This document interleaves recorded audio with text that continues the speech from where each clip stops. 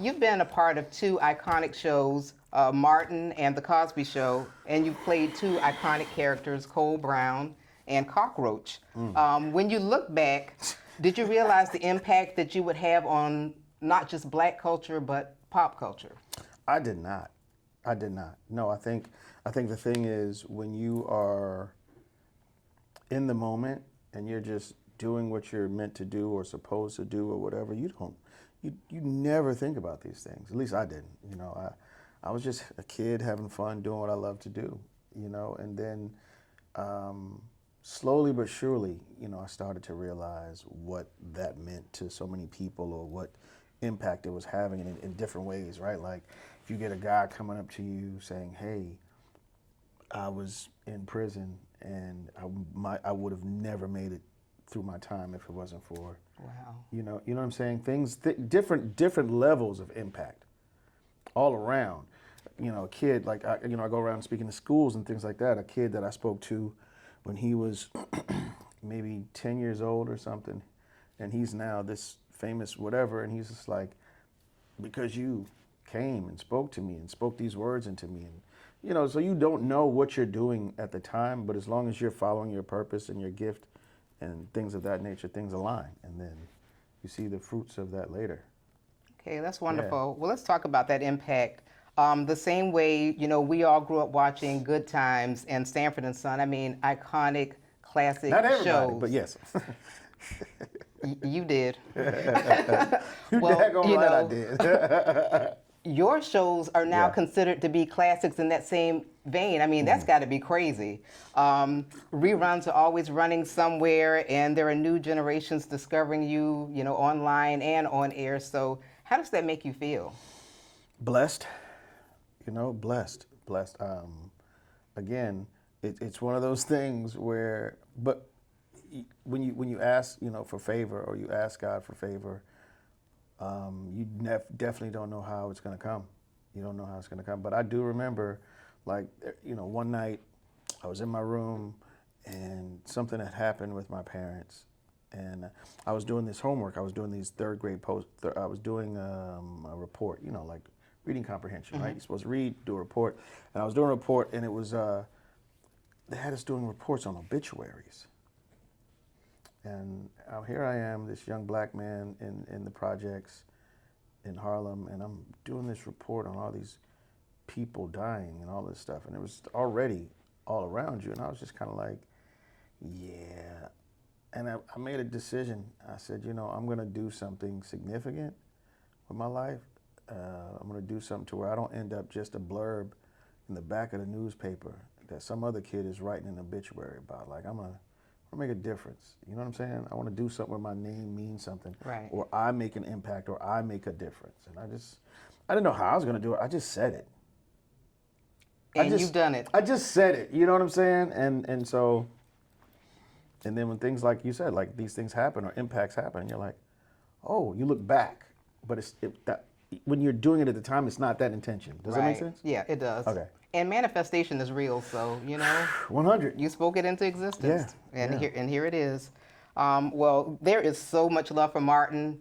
I was telling people this morning that my daughter and I watch it every day, and that is not a joke. Right. People love those characters, the Dragonfly Jones and the Mama Payne and all of that. Right, so there are so many hilarious and unforgettable episodes. What is your favorite episode of Martin? So I was thinking about this. Not that I knew you were actually going to ask this question, but I get asked this all the time. I watched Martin last night for the first time at the hotel. Like, I don't ever watch my show. I don't ever watch a lot of stuff. And so usually, like, and I'm looking at this, but it's like I'm watching somebody else.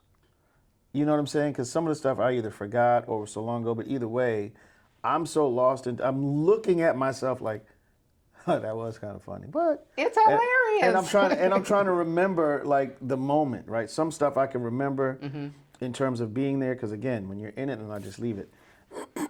So a lot of those episodes I totally forgot about, and I was like, oh, that was a good one. Maybe next time they ask me, I'll say this one or that one. You know what I mean? But I don't think I have a favorite episode per se.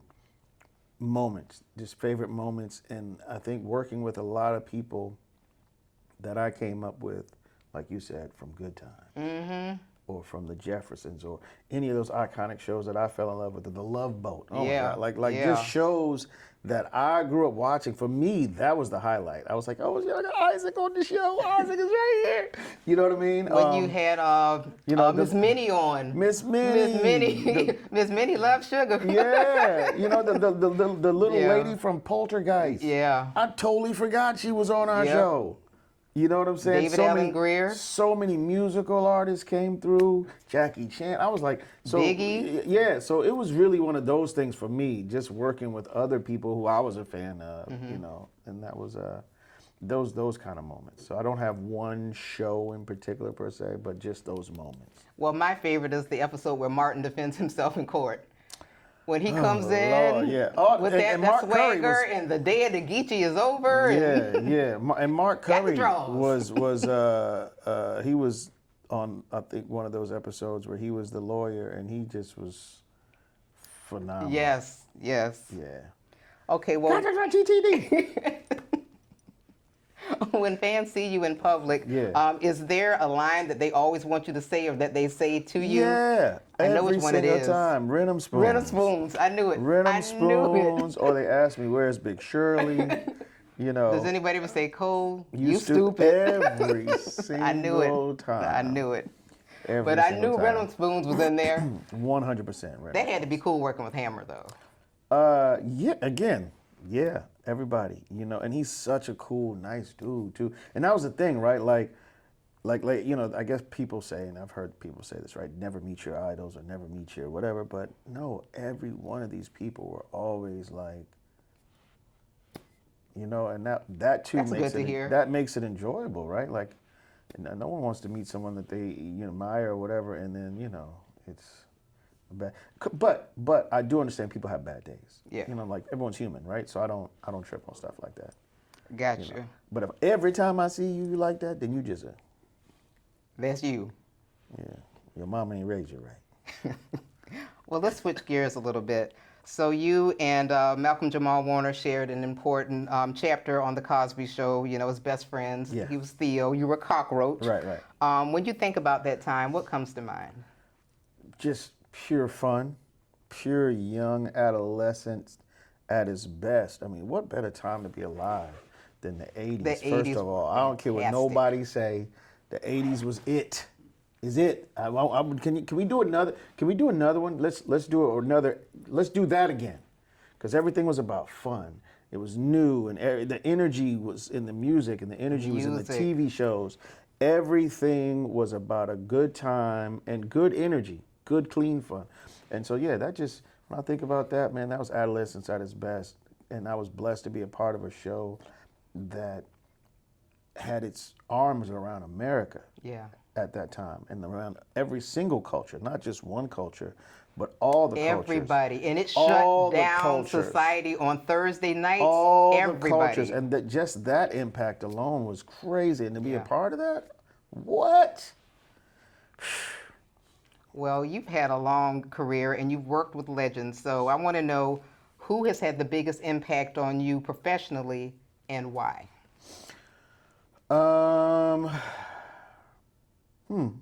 That's a good question.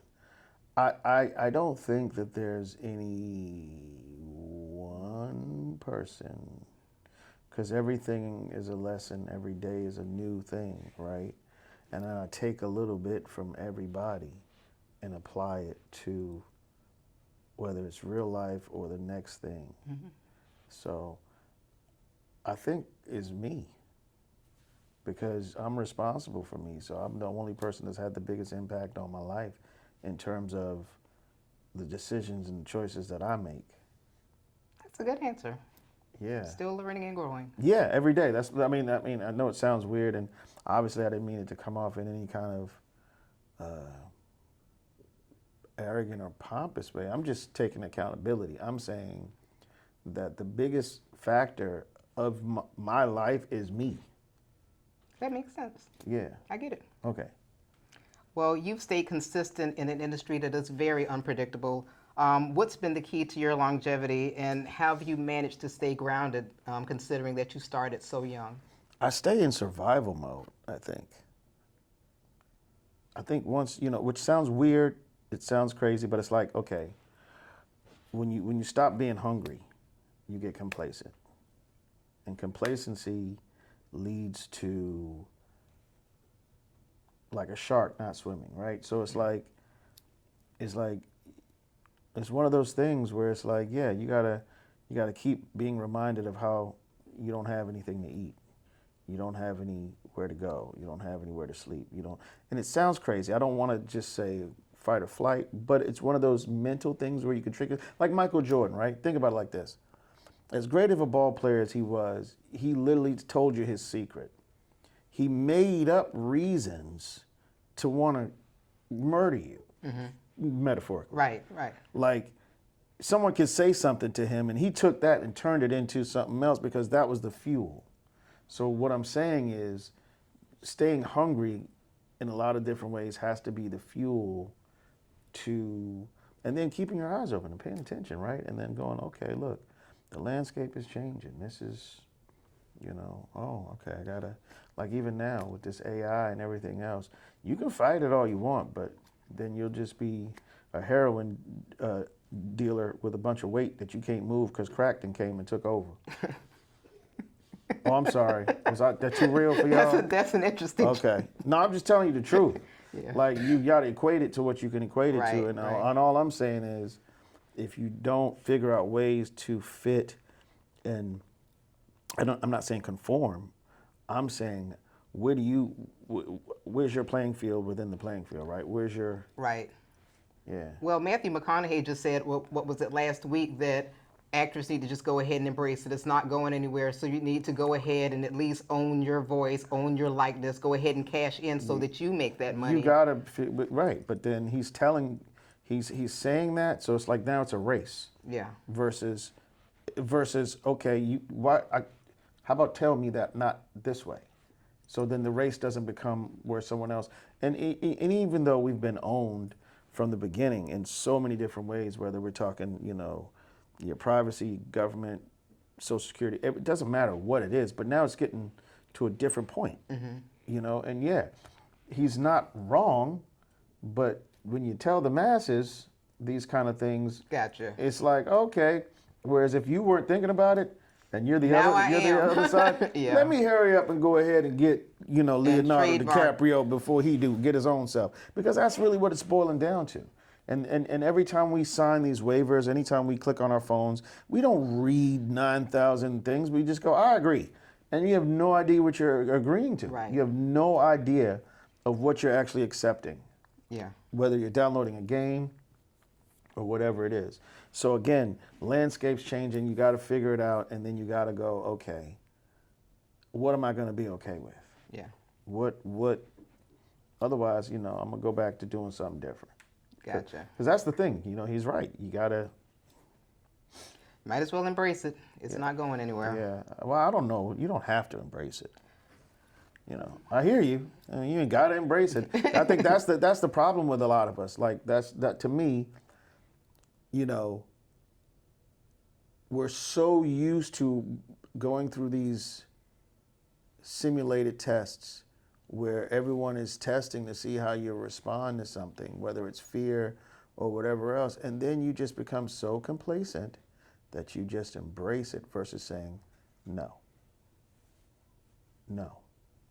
No matter what, think about it. Think about what I'm saying for a second. I hear you. In terms of what's going on around this country, in terms of all these other things, even cancel culture, whatever you want to call it. Like, there's so many different things where if more than one person and enough people said no versus, okay, let's just embrace it.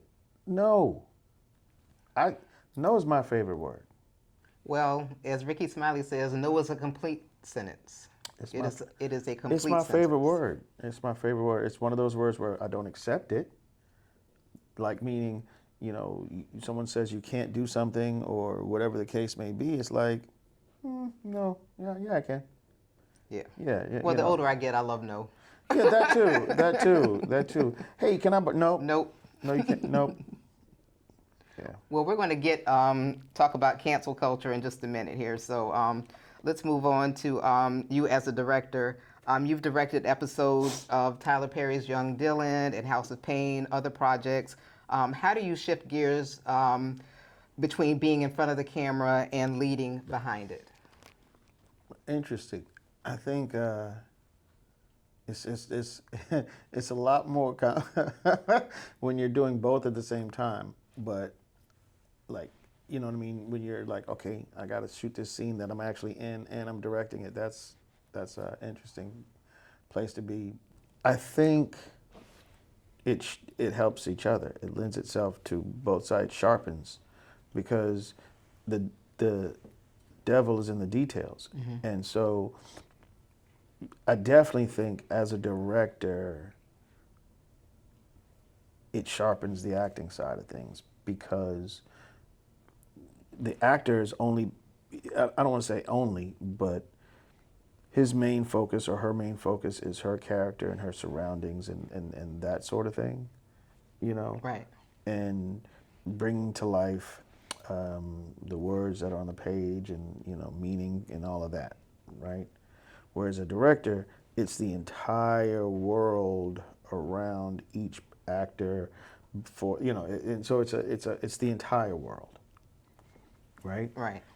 And an actor may not be concerned with what color he's wearing or the other person's wearing or that, you know what I'm saying? But you have to be concerned with all of that. Every single detail and aspect of the scene, mm-hmm.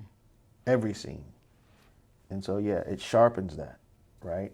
Because then as an actor now you're paying attention to more details. And then you become more detailed in your work or process. Well, let's talk about your comedy now. The genre has definitely changed, and you know, audiences are more sensitive. They're more vocal. You know, people will get online, and you know, of course, there's the cancel culture. Mm-hmm. Has that shifted how you approach humor on stage or on screen?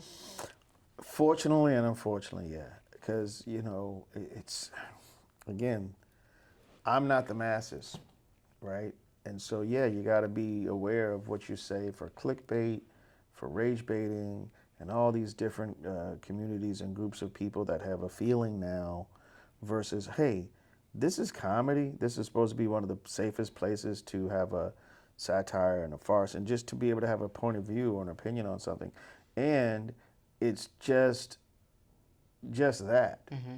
Like some, you know, I get sometimes people go too far, and I get some things are mean or ill-intended, but it's supposed to be an art form and a place and a space where this one individual can tell you his or her point of view, mm-hmm. you know, from a skewed, you know, satirical maybe place, and that's it. Right. And that's it. And then, like we were just talking about, all these words are changing, right? There used to be a time where the clinical word was mentally retarded. That was the clinical word. Y'all said it.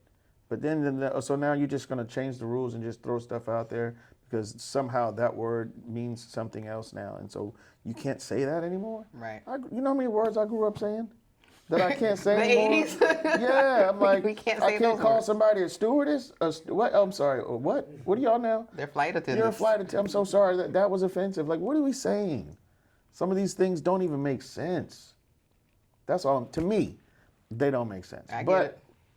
But if you don't follow that rule or conform to that, you know, sure. So yeah, unfortunately and unfortunately, yeah, you got to take those things into consideration. But again, I'm one of those people where I'm like, nope. You know, but I got to be aware of everything that comes along with it now. If I don't, gotcha. But if the majority of us say no, then it won't be that, right? Because I don't even think it's fair. Let alone, it doesn't even make sense. Who created this thing? Cancel culture? We're gonna cancel you? I can't be canceled. Get out of here. What are you talking about? Well, they're doing it. No, they, who's they? They are trying to do these things. Well, I think, you know social media has contributed to a lot of this, you know. Of course. Yeah. Of course it has, yeah.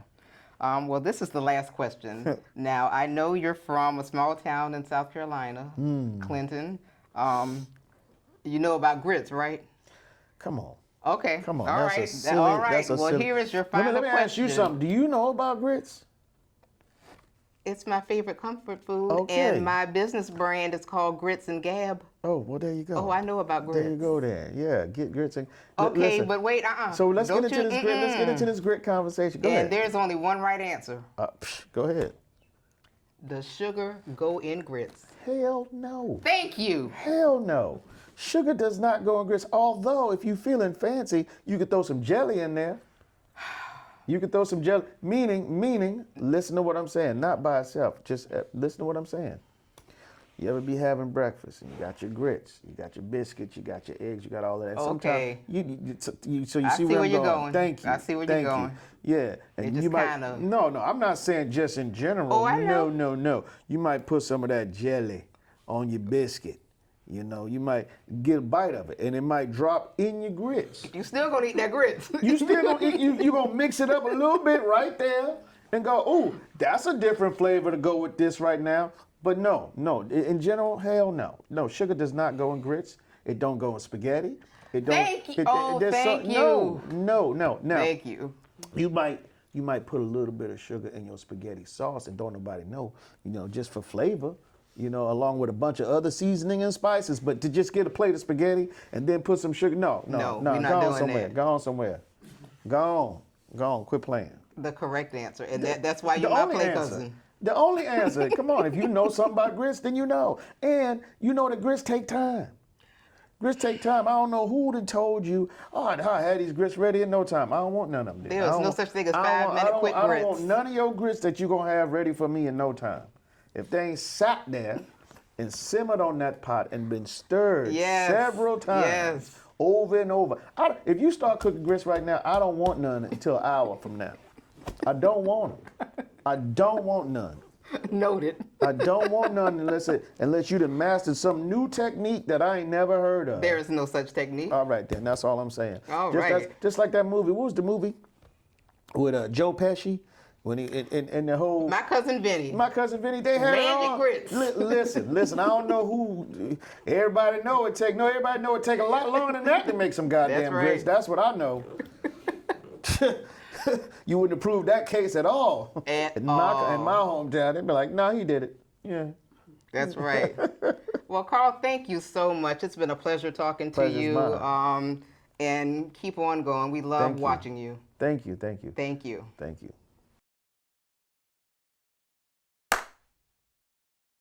And then you become more detailed in your work or process. Yeah. Okay. Hey, I thought it was me. That's all right. I go through the same thing. We'll edit that out. Let it go. I was gonna say no, we won't because it was funny.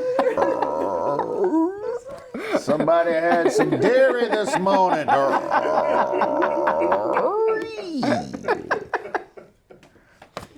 Oh, that's hilarious. All right. We love Thank you. watching you. Thank you. Thank you. Thank you. What about cheese? Cheese, yeah, I could throw some cheese in there. That's acceptable. Yeah, cheese is acceptable. Butter, salt, pepper. Cheese is acceptable. We don't do sugar. Cheese is acceptable because then it almost becomes polenta, so to speak, right? Like, you throw some cheese in there with a little scrimp. There you go. Scrimp. Some scrumping Oh, grits. yeah, scrimps. Yeah. Throw some Add the scrimps S in on there. there. Yeah. Yeah. That's good eating right there. Yeah. You don't like cheese in your grits, dog? Oh, man. Let me tell you something. Hey, That's fine. that's fine, but what don't go is sugar. Sugar don't go Save in that grits. for farina. Save that for something else. That's not grits, But I remember having to put them. My aunt used to put 2 little Kraft American cheese slices. She didn't. Yeah, they had they laid right there just like that, and then she Chop it up in the grits. because we couldn't afford that other cheese except for in the projects we had government The government cheese, block. where you actually had to stand up on top of the knife to get it to go through the cheese because it was that thick and that hard, and you probably would not use. You'd be constipated for about 3 days after eating one of them grilled cheese sandwiches because it was so thick, could not go through anything, any type of tubes in your body, But Yeah, you know what I'm talking about. And if you didn't grow up poor, you didn't have. If you don't know nothing about syrup sandwiches, who don't know about a syrup Man, sandwich? listen. You didn't had a syrup sandwich before? Yeah. You didn't had? Have you had your homemade Easy pizza? rice and butter. Did you ever have a homemade pizza like you was faking it, like you had just a little piece of sunbeam bread and you put some ketchup on it, and then you No, put I some never did that. Oh yeah. And put some. You're like, oh yeah, I'm gonna have me a little pizza. Nope. You don't know what you know about the bologna though. Bologna that You put in that, you put that split in it? Well, first you gotta fried rip bologna? the little red piece, the little red ring Oh, from yeah. around it. You gotta rip that little red ring around, and then if you put it in there, you gotta slice it a little bit on the end, That's so it right. don't cause They that little don't bubble up. Because then it's gonna just flip and Yep. do like this in the pan. See, yeah, but the edges had to be burnt, just enough. Boy, y'all don't know. Y'all don't know nothing about it. Yes, Y'all don't yes, know I nothing do. about that I country sure life. do. Y'all How know long were about you in that South country Carolina life. before you moved up north? I was there all the way up to 3rd grade, Okay. and then every summer I would come back. Oh, okay. So yeah. All the way through high school, every summer I would come back. Oh, wow. So even on the Cosby Show, you were coming back down to little old Clinton, South Carolina. Yeah, Okay. yeah. Did they treat you like a celebrity while you were there? What it started to get out of hand because it was a small town. It was a little small town, and our family, everybody knew our family, but then they would know I was there, and then next thing you know, it was like all these cars would pull up to the house from all around town because everybody wanted to take a picture or whatever. Aw. They even had a parade. I was like the what do you call it? The guy? The Grand Marshal? Thank you. Yeah. I was that happened one year. And it Oh, was, that's cool. Yeah, it is cool. It is cool, but it gets, It's a like lot. for a kid, for me, I just wanted to go there and relive and continue my That childhood. Yeah, but now I can't even move around and do things the way, what I Yeah. mean? Because that's the thing, Well, everybody feels like they know you, just like I call you my play cousin because I grew up with you. I watched you my whole life. And this is like a full circle moment for me. I actually met Martin last year. Okay. And got to talk with him for a little while. And probably about 15 years ago, I got to meet Tommy Ford. So oh my God, I don't even want to get started because when I found out he had passed, I actually sat in my car and cried. But I have a picture with Martin, and I have a picture with Tommy, and I hope to get one with you. And then I complete my Men of Martin collection. Of course. My Grits sister, of course. Yes.